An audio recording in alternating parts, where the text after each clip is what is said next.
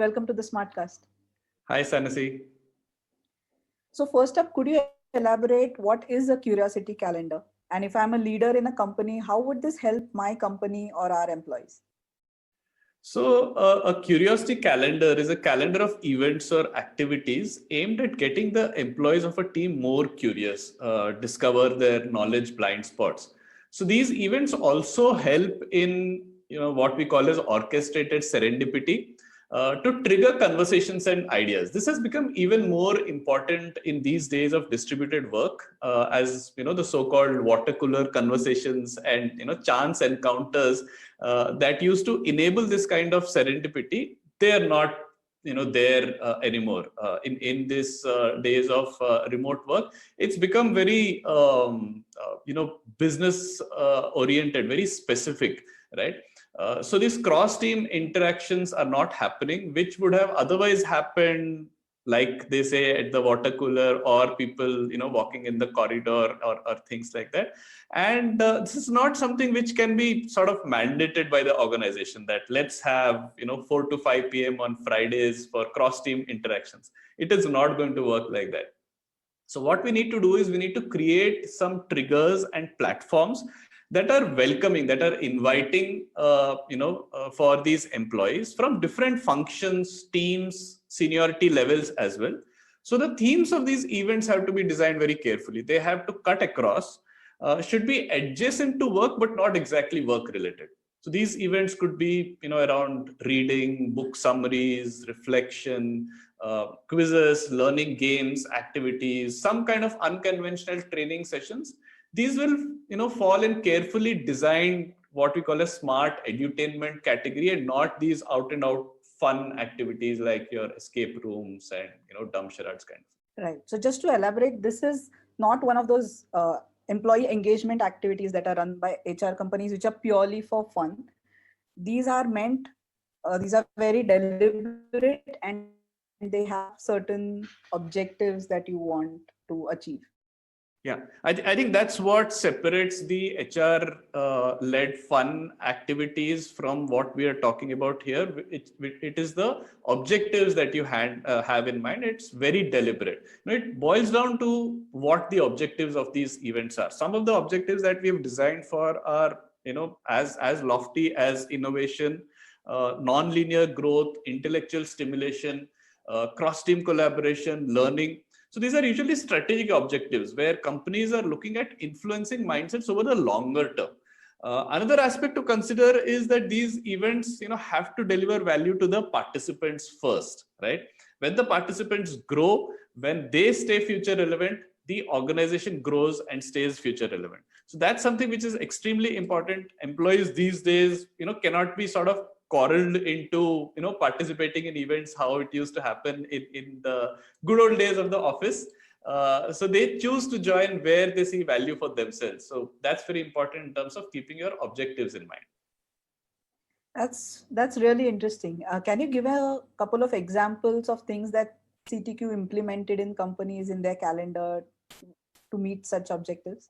Yeah, let's go with one of the most interesting ones that we've done, and it seems like it's going through multiple hoops.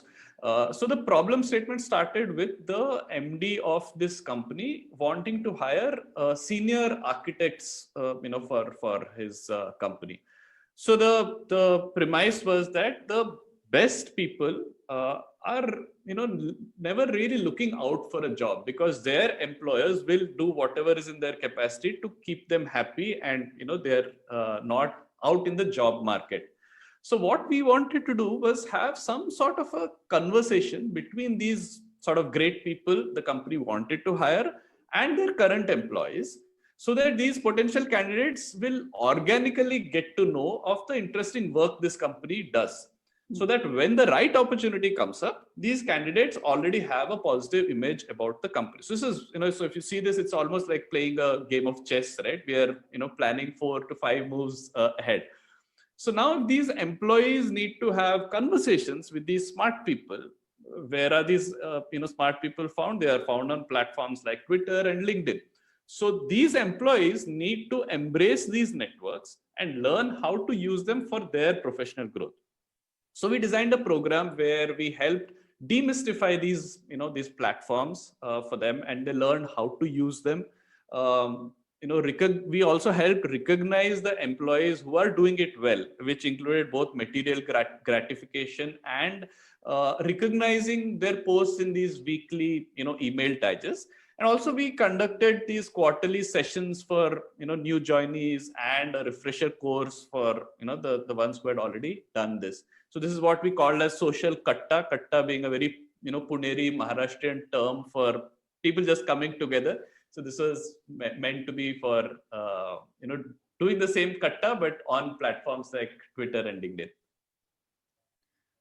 That's cool. And tell me something. This is a question that a lot of employers might think, that is it such a good idea to help your employees be good at social media channels like LinkedIn, or to get this personal growth, because aren't they more likely to leave and go? This reminds me of this joke, where there's a conversation between the CEO and the L&D head, or the HR head, and the CEO says, you're asking me to spend so much on, training these people and learning for these employees. What if they're going to leave the company? So the L&D head just says, what if they don't, right?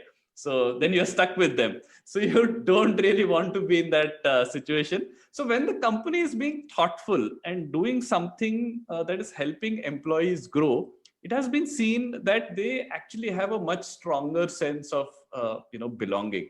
For example, another event that we do is called Curiosity Cafe, which is usually 1 hour long. So for 45 minutes, we do something like presenting a book summary, a quiz that piques the curiosity of the participants. Sometimes they'll watch a video or read an article, and we'll bring some reflection prompts, and they will discuss among themselves. And in the remaining 15 minutes, we actually interview one of the participants, and it's like putting the spotlight on people whose behavior you want to encourage. So people who are more curious, people who are doing stuff on social media, bringing in new ideas. So we'll ask them, sort of try to pick their brains on what do they do, what habits that they follow, what routines that they follow, what will they recommend to their teammates. So this is a great way of, again, recognizing these employees. And everyone loves that positive stroke of recognition and being acknowledged for the right kind of behaviors, right? So this helps everyone know more about this person. So what helps is, in these events, they help in connecting with your peers and colleagues. And these connections are based on shared interests, and thus these connections are much stronger. These become even more important. These kind of events become even more important now when companies are in this hybrid or remote or distributed mode, where there isn't enough opportunities for people to know about the human side of your colleagues and peers. And this is interesting because you have observed that this actually helps companies retain good employees, is the observation that you have made. But do you think all companies can implement something like this in their ranks, irrespective of their size? Sometimes your employees are across different fields maybe, or they are across different experiences and seniority levels. Do you think this can be customized for every company out there? Yes, the answer to that question is a very definite yes. It boils down to how deliberate you are about planning these events.